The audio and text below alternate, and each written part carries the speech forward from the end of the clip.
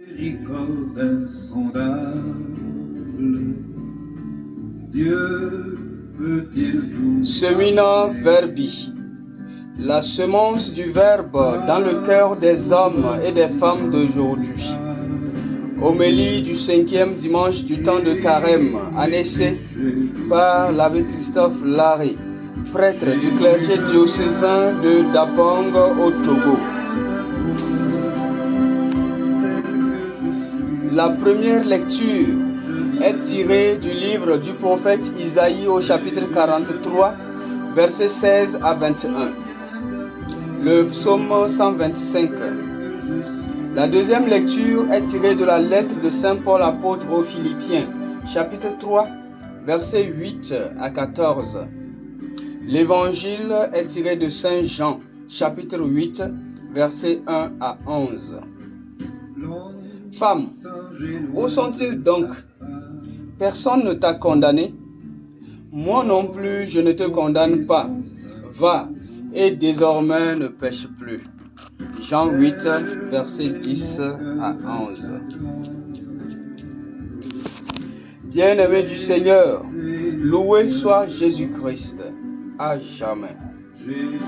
Cette parole de Jésus qui soulage le cœur de la femme adultère est le paradoxe de la nouvelle loi que Jésus-Christ, visage de la miséricorde du Père, apporte dans le monde. Pour n'importe quel juif, ce Jésus se moque de Moïse. En effet, Moïse, qui est la plus grande figure des prophètes, selon que l'exprime le livre du Deutéronome au chapitre 34, ce Moïse donc fait force de loi en Israël. Quand Moïse a parlé, c'est Dieu qui a parlé. Quand Moïse a parlé, c'est que Dieu est au courant de ce qu'il a dit. C'est le seul prophète à qui Dieu a remis les tables de la loi pour transmettre à son peuple. Donc, le seul qui a parlé avec Dieu face à face. Voilà pourquoi les scribes et les pharisiens qui sont garants de cette loi donnée par Moïse viennent voir Jésus avec cette question piège. Moïse nous a ordonné. Et toi, qu'en dis-tu? Fin de citation. Le piège est donc là. Le piège est dans le fait qu'ils mettent l'autorité de Moïse sur la balance avec l'autorité de Jésus. Ils sollicitent Jésus pour être un autre Moïse. Jésus réalise leurs souhaits et se met à écrire de nouvelles tables de la loi. Mais cette fois-ci, non sur des pierres, sinon que sur le sable, montrant ainsi que Dieu établit une loi miséricordieuse qui va à l'encontre de la justice sociale de Moïse, dont l'objectif était de rendre à chacun selon ce qu'il a fait, sans lui donner l'occasion de se convertir. Moïse a permis de lapider les femmes qui ont commis l'adultère, c'est-à-dire de faire disparaître le péché et le pécheur. Mais le nouveau Moïse, Jésus, invite à faire disparaître le péché en renvoyant chacun à sa conscience. Voilà pourquoi il dit ceci. Celui d'entre vous qui est sans péché, qu'il soit le premier à lui jeter la première pierre. Voilà le principe. Voilà le principe fondamental de la loi de miséricorde. La loi de miséricorde apportée par Jésus. Tout pécheur que nous sommes, Dieu ne se fatigue jamais de nous aimer.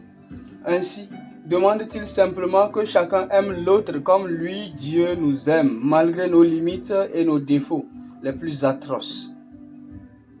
À cette parole de Jésus, ceux-là qui se croyaient justes, bons, honnêtes, se découvrent soudainement pécheurs et laissant tomber les gros cailloux qu'ils avaient en main, ils repartent avec les mains qui demandent miséricorde pour leurs propres péchés.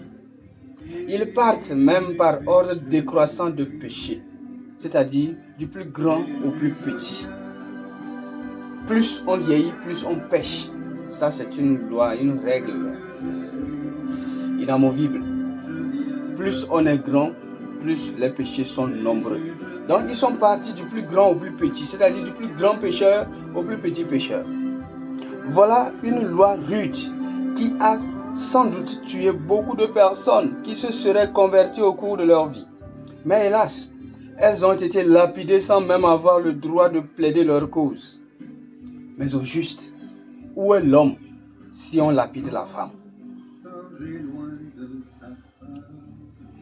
Mais un seul jour a donc suffi pour que le salut d'une pauvre femme apporte une lumière sur l'intention et le regard de Dieu dans la vie de chaque personne. Dieu nous aime et c'est tout. Jésus-Christ est la preuve de cet amour. Voilà pourquoi celui qui croise Jésus sur son chemin ne peut être indifférent à cet amour qui vient de Dieu. Un amour qui ne juge pas, mais qui pardonne.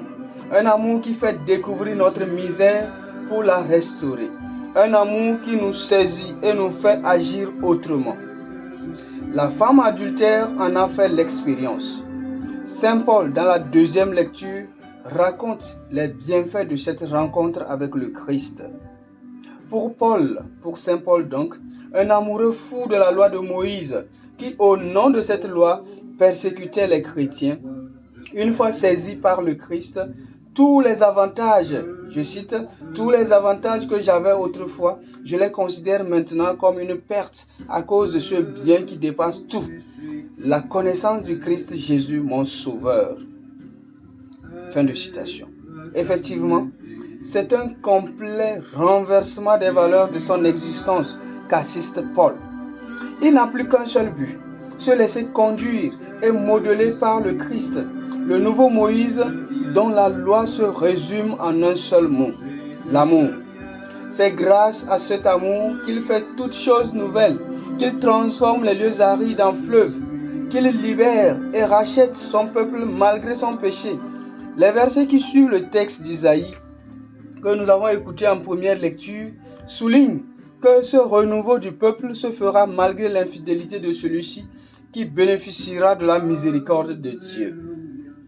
Le peuple n'est pas saint, mais Dieu est miséricordieux. Voilà la chose extraordinaire qui étonne même celui qui bénéficie de cette miséricorde. La femme adultère tremblait à l'idée que Jésus la condamnerait, mais heureusement, heureuse surprise pour elle quand elle entend cette douce voix de l'amour qui pardonne. Je cite, « Moi non plus, je ne te condamne pas. Va et désormais ne pêche plus. » De même, les captifs d'Israël qui ont bénéficié de la bonté libératrice de Dieu n'en reviennent pas. Ils sont étonnés dans le psaume 125 que nous avons médité. Quand le Seigneur ramena les captifs à Sion, nous étions comme un rêve, disent-ils.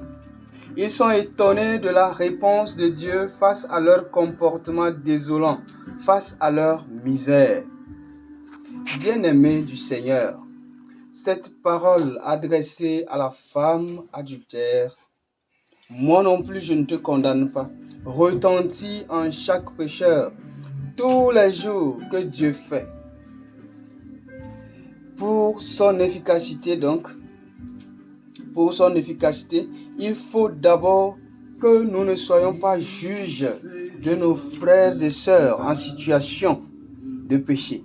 Si les Juifs avaient lapidé la femme malgré le critère de jugement que Jésus a donné, à savoir que celui d'entre vous qui est sans péché lui jette la première pierre, la femme n'aurait pas bénéficié de cette grande miséricorde. C'est pourquoi je nous invite à méditer sur deux aspects de notre vie de tous les jours. Le regard que nous portons sur les autres et le regard que Dieu porte sur nous. Au premier point, le regard sur les autres. Comme les Juifs qui surprennent une femme en flagrant délit d'adultère, notre regard est souvent porté vers les défauts des autres, à qui nous ne pardonnons jamais. Nous avons souvent dans nos mains de si gros cailloux pour lapider ces personnes. Nous nous disons qu'ils n'ont pas droit d'exister parce qu'ils ne sont pas comme nous. La plupart du temps, notre regard seul est plus que menaçant pour une petite faute que l'autre aurait commis et notre justice plus bas que ce que Dieu attend de nous. Le critère de jugement que nous utilisons pour nos frères fait de nous des douaniers de la grâce de Dieu, c'est-à-dire des gens qui veulent qu'on paye pour ce qu'on fait avant de recevoir cette grâce que Dieu offre gratuitement. C'est ce que les Juifs voulaient pour cette femme, qu'elle paye pour ce qu'elle a fait, qu'elle subisse la récompense du pécheur. Nous oublions, comme souligne le pape François dans Misericordia et Misera, la bulle de conclusion au jubilé de la miséricorde. Nous oublions donc, comme le souligne le pape François, je cite, que rien de ce qu'un pécheur qui se répand place devant la miséricorde de Dieu ne peut demeurer sans l'étreinte de son pardon. C'est pourquoi aucun d'entre nous ne peut poser de conditions à la miséricorde. Elle demeure sans cesse un acte gratuit du Père Céleste, un amour inconditionnel et immérité. Nous ne pouvons donc pas courir le risque de nous opposer à l'entière liberté de l'amour par lequel Dieu entre dans la vie de chacun. Prenons la ferme résolution de ne point endurcir notre jugement par rapport aux autres. Ils ont juste besoin que nous les recevions ou bien nous les relevions de leur chute. Un pécheur est comme un enfant qui vient de gâcher quelque chose. Sa peur est souvent plus grande qu'il n'a même plus besoin d'entendre des critiques par rapport à ce qu'il a fait. Il n'a plus besoin. En ce moment précis, il a simplement besoin d'un regard calme et paisible qui le rassure qu'il est plus important aux yeux de ses parents. Sachons donc offrir cela à tous ceux qui souffrent pour ce qu'ils ont fait de mal. Le deuxième point, le regard de Dieu sur nous. Jésus se baisse. Jésus se baisse pour écrire par terre. Il n'ose pas porter un regard accusateur. Et pourtant, il écrit par terre. Dieu t'aime. Au moment où les hommes ont les yeux levés sur cette femme pour la condamner à mort, Jésus baisse les yeux pour permettre à celle-ci de se sentir à l'aise.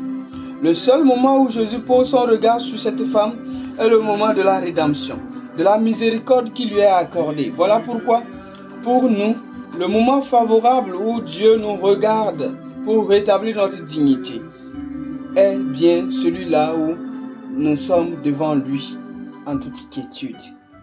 Quelles que soient les erreurs commises dans ta vie, quel que soit le nombre de fois que tu as été pire que cette femme, Jésus attend seulement que tes accusateurs partent pour qu'il te pardonne.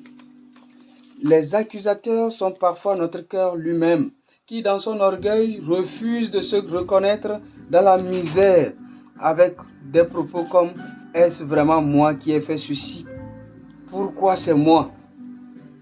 Bien-aimé du Seigneur, mon frère, ma soeur, Dieu attend que tu laisses tomber le caillou de ta main afin qu'il puisse te donner une nouvelle vie. Son regard bienveillant étonne énormément parce que là où l'homme lapide, tue et incrimine, Dieu lui redonne vie et courage au cœur désolé. Le secret de cette miséricorde qui vient de Dieu est que Dieu est amour, comme le dit Saint Jean dans sa lettre. Demandons donc à notre Dieu de mettre en nous la conviction que nous sommes aimés malgré nos turpitudes, malgré nos énormes fautes qui réclament vengeance. Être aimé, oui, c'est vrai, mais il faut alors comprendre et répondre à cet amour après la rencontre salutaire avec Jésus, car la recommandation finale de cette rencontre est, bien entendu, moi non plus je ne te condamne pas, va et désormais ne pêche plus. C'est cette recommandation que donne le prêtre dans la confession que nous hésitons souvent même d'y aller. Que Dieu lui-même vienne à notre secours pour que nous puissions aller à la rencontre de la miséricorde de Dieu par l'aveu de nos fautes et par le regard aimant que nous porterons désormais sur nos frères et sœurs. Amen. Tel que je suis, je viens à toi.